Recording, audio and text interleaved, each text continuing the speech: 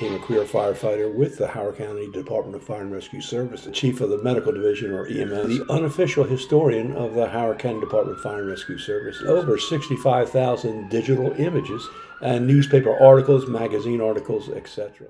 Episode 24-47. Whoops! In the late 80s, a design flaw with gasoline-powered E350 Ford ambulances was creating a significant design flaw that created a safety hazard as well as a fire hazard. In the Baltimore, Washington region, dozens and dozens of gasoline-powered E350 Ford ambulances were in use. In Howard County, almost the entire fleet were E350 units. While we had no fires, we did have several incidents where gasoline in the fuel tank and under pressure spewed out onto the ground and on personnel when removing the gas cap. The Howard County Department of Fire and Rescue Services did several TV interviews describing the fire and safety hazard. All new ambulances were eventually purchased and they were diesel fueled, which eliminated the problem. Today, over 90% of all ambulances in the state and nation are diesel powered units. And that's what a fuel line problem in ambulances made by the Ford Motor Company is being called.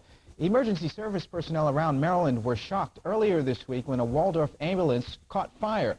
Now, the cause apparently was that fuel line defect found in Ford's E350 ambulances, a very popular model with many area ambulance companies. This is what happened to the Waldorf ambulance. Just 2 minutes after the crew discharged a patient and wheeled him into Southern Maryland Hospital, it caught fire. As we observed the burn pattern on the Waldorf unit, it appeared to center from here back up into this area, right through here. So that points, of course, to the fuel. That is in the area of the fuel tanks, that is correct. The problem is in the fuel line, a problem that is well known by members of the Howard County Emergency Services Unit. All 11 of their fleet ambulances are Ford E350s, and they've had problems with many of them. Leaking fuel, broken fuel lines. There was even a case documented when a worker opened the gas cap to fill the tank and gas sprayed back on him. Right at this point in time, we believe we've been lucky. Been lucky that none of the ambulances have caught fire.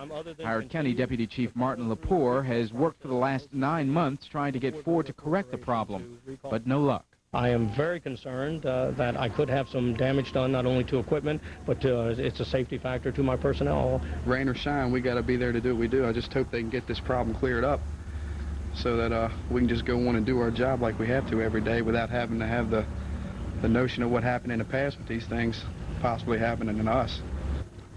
The possibility of a fire occurring with our ambulances is real. It does exist. If we continue to employ the safety factors that we have put out in memorandum form to our personnel, we have minimized that potential a great deal. Ford says the fires are caused by a buildup of heat and gas in the fuel line, so Howard County has instructed its ambulance operators to take preventive measures like not filling the gas tanks all the way and not filling when the engine is hot. But this is not a cure. Ford says it is working to correct the problem on its 22,000 ambulances, but the company has already received more than 200 complaints about the vehicles, and 7 of them have caught fire. There's still no sign of week-old cancer. The ambulance is bursting into flames. But in one area county, there's evidence and concern. The recall is leading to a new safety problem. Jane Miller has details.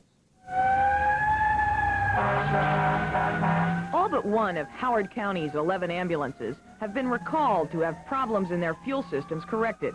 The recall was ordered after a string of ambulance fires like this one in Baltimore County. All the fires occurred in the same Ford ambulance models. All are believed to have been caused by a buildup of excess pressure in the fuel tanks. So far, 3 of Howard County's units have undergone the modifications. And while the pressure problem seems to have been cured, county fire officials say new problems have been created.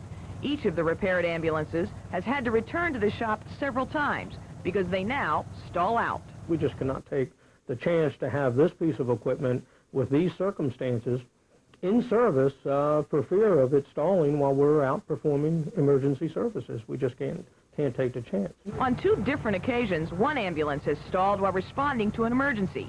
Time was lost because another ambulance had to be called. Fortunately, the calls were not of a life-threatening nature. But rather than face that possibility, county fire officials are refusing to have any more ambulances undergo the recall repairs until they're confident that fixing the fuel problem won't create other ones. While waiting for these problems to be cured, county officials are looking ahead to a more permanent solution. They are now in the process of buying 2 new ambulances, which will be equipped with diesel engines. They have had no fuel problems at all. Rod? Jane, I just wanted to find out if other counties are having the same problem. Obviously, if you take a truck, an ambulance out of service for a recall, what do you replace it with for emergencies? Well, your last question first. When Howard County, for example, is taking these ambulances out of service, they have a few reserve ambulances to take their place. However, they don't have enough reserve ambulances to fill the bill, and that's why they are beginning the process of buying new ambulances. As for your first question, we checked with Baltimore County, which has about 10 ambulances that have to have the recall repairs done. They have had no problems with the repairs and the modifications that have been made. And in fact, federal safety officials who are overseeing the recall also say that Howard County's complaints are the first they've heard. Well, that's good news. Thanks very much again. Jane Miller reporting. Rudy. Please use your remaining heartbeats wisely and not waste a single precious one.